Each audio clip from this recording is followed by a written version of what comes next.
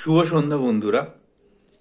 Clerkship descriptive পরীক্ষায় বাংলা এবং ইংরেজিতে নম্বর পাওয়ার ক্ষেত্রে পরীক্ষার্থীদের মধ্যে একটা চরম হতাশা কাজ করে নম্বরের যে ডিস্ট্রিবিউশন সেটা দেখে।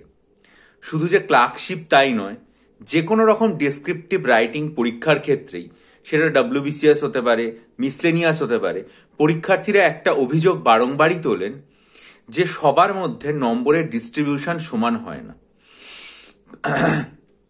এরকম বলা হয় যে কোনো একজন পরীক্ষার্থী হয়তো বাংলায় পেয়ে গেছেন 48, ইংরেজিতে পেয়েছেন 18। কেউ আবার হয়তো দেখা গেল যে ইংরেজির ক্ষেত্রে পেয়েছেন 43, বাংলায় তার নম্বর নেমে এসছে 13-তে।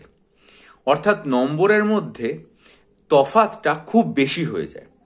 আবার অনেক পরীক্ষার্থী এটাও অভিযোগ করেন যে কিছু সংখ্যক পরীক্ষার্থী প্রভূত পরিমাণ নম্বর পেয়েছেন, আবার কিছু সংখ্যক পরীক্ষার্থীর প্রাপ্ত নম্বর অনেক কম। নম্বরের মধ্যে বৈষম্য আছে। অনেকে এটাও বলেন যে আমরা খুব ভালো পরীক্ষা দিয়েছিলাম কিন্তু আমরা ঠিকঠাক নম্বর পাইনি। এই চারটে অভিযোগ মূলত ডেসক্রিপটিভ রাইটিং পরীক্ষার ক্ষেত্রে পরীক্ষার্থীদের তরফ থেকে অভিযোগ ওঠে। সব থেকে ভালো হয় পরীক্ষার ক্ষেত্রে যদি নম্বরের একটা সুনির্দিষ্ট বিভাজন করে দেওয়া হয়। আমি একটা উদাহরণ আপনাদের সামনে রাখছি। ধরুন বাংলায় একটা সারমর্ম লেখা ধরে নেওয়া হলো, সেটাতে নম্বর দেওয়া হয়েছে 15। সেই 15টাকে 3 ভাগে ভাগ করা যেতে পারে। 5 নম্বর দেওয়া হবে কোনো রকম লেখায় বানান ভুল, ব্যাকরণগত ত্রুটি, গুরুচণ্ডালী দোষ এগুলো যাতে না থাকে, এটার জন্য 5। 2, বাকি 5 নম্বর দেওয়া হলো একটা সারমর্ম লেখার সুনির্দিষ্ট যে ফরম্যাট, যা নিয়ম কানুন, সেটা মেনে সারমর্ম লেখা হয়েছে কিনা। 3 নম্বর, লেখাটা কতটা সুন্দরভাবে তৈরি করে পরীক্ষকের সামনে উপস্থাপন করা হয়েছে। 5, 5, 5 এই 3টে মিলিয়ে পুরোপুরি একটা ভাগ করা যেতে পারে। আবার ধরুন একটা ইংরেজি রিপোর্ট, সেটা এসছে পরীক্ষাতে 20 নম্বরের। সেটার ভাগ কিভাবে করা যেতে পারে?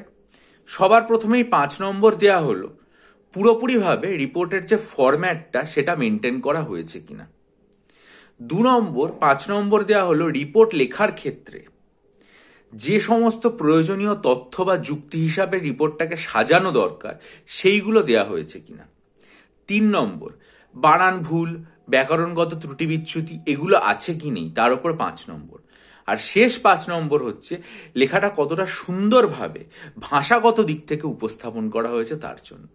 5, 5, 5, 5 এইভাবে দেখুন, এটাকে একটা ভাগ যদি করা হয় তাহলে তাও নম্বর পাওয়ার ক্ষেত্রে অনেকটা সিকিউরিটি থাকে। কেমন?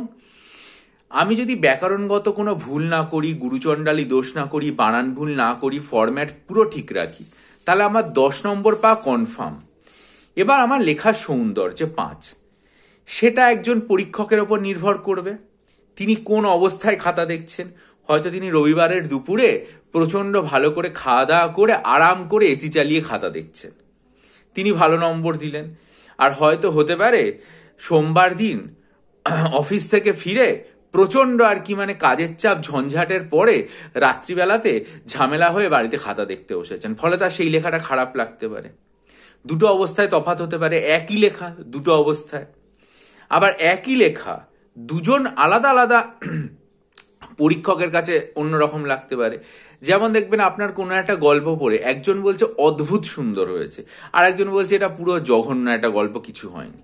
সুতরাং একই লেখা দুজন মানুষের কাছে ভিন্ন ভিন্ন লাগতে পারে। একই লেখা একজন মানুষেরই কাছে দুটো ভিন্ন সময় ভিন্ন ভিন্ন লাগতে পারে।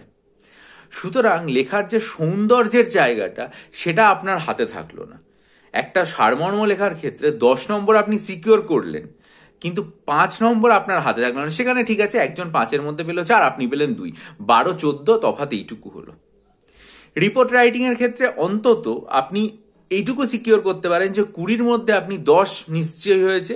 যুক্তিবোধ মোটামুটি সবারই ঠিক থাকে তথ্য দেওয়া। সেটা হয়তো কারোর ক্ষেত্রে 5-এ কেউ পেল 3, কেউ পেল 2, আর সৌন্দর্যে কেউ পেল 4, কেউ পেল 1। তাহলে সেই হিসাবে দেখলে একজন হয়তো রিপোর্টে 17 পেল, একজন হয়তো 14 পেল, 3 নম্বরের তফাৎ হলো। কিন্তু আকাশ পাতাল তফাৎ সেক্ষেত্রে হবে না। কিন্তু আমি জানি না পাবলিক সার্ভিস কমিশনের খাতা দেখার ক্ষেত্রে এরকম কোনো নিয়ম কানুন বা এরকম কোনো ভাগ করে দেওয়া আছে কিনা। ফলস্বরূপ পরীক্ষার্থীদের ক্ষেত্রে ডেসক্রিপটিভের তফাৎ হয়ে যায়। আবার অনেক পরীক্ষার্থী এটা আছে যারা হয়তো আর কি মানে ঠিকঠাক মতো বাড়িতে প্র্যাকটিস করলেন, কিন্তু পরীক্ষায় ওই যে চাপ সেটার মধ্যে ঠিক মতো লিখে আসতে পারলেন না। ফলে তার মনের মধ্যে হচ্ছে আমি তো ভালোই লিখি, কিন্তু পরীক্ষায় হয় তার মিস্টেক হয়ে গেছে। সবার প্রথমে আমি আপনাদের তাই জন্য যেটা বলবো, ডেসক্রিপটিভ রাইটিংয়ের প্রথম পয়েন্ট সেটা হচ্ছে লেখার যে সুনির্দিষ্ট ফরম্যাট, একটা রিপোর্ট, একটা প্রেসি, একটা ট্রান্সলেশন, সেই ফরম্যাটটা পুরোপুরিভাবে ঠিক রাখুন। 2 নম্বর, লেখার ব্যাকরণগত এবং বানানগত দিক পুরোপুরি ঠিক রাখুন। 3 নম্বর, লেখার সৌন্দর্যের যে জায়গাটা রয়েছে সেটাকে আর কি মানে ঠিক করার চেষ্টা করুন। আমার মনে হয় যে যদি এই যে জায়গাগুলো সেগুলোকে আপনি ঠিকঠাক করতে পারেন, তাহলে শেষ পর্যন্ত ওই মানে ভাষাগত সৌন্দর্যটা তো সবার কাছে থাকে না। হ্যাঁ, ফলে সেটা, এবং আমি আপনাদেরকে পরিষ্কার উদাহরণ দিয়ে দেখালাম যে আমি একটা খুব সুন্দর মানসিক অবস্থায় থেকে আমার একটা লেখা ভালো লাগতে পারে, আর প্রচন্ড ঝঞ্ঝাটের মধ্যে খাতা দেখতে বসলে তাড়াহুড়ো করে সেই লেখাটাই খারাপ লাগতে পারে। আবার একটা লেখাই একজন লোকের কাছে অসামান্য মনে হতে পারে, ওই লেখাটাই অন্য একজন লোকের কাছে খুব খারাপ লাগতে পারে। ফলে এই জায়গাটাতে আপনার কোনো হাত নেই। ফলে বাকি জায়গাটা আপনি যতটা সম্ভব করুন।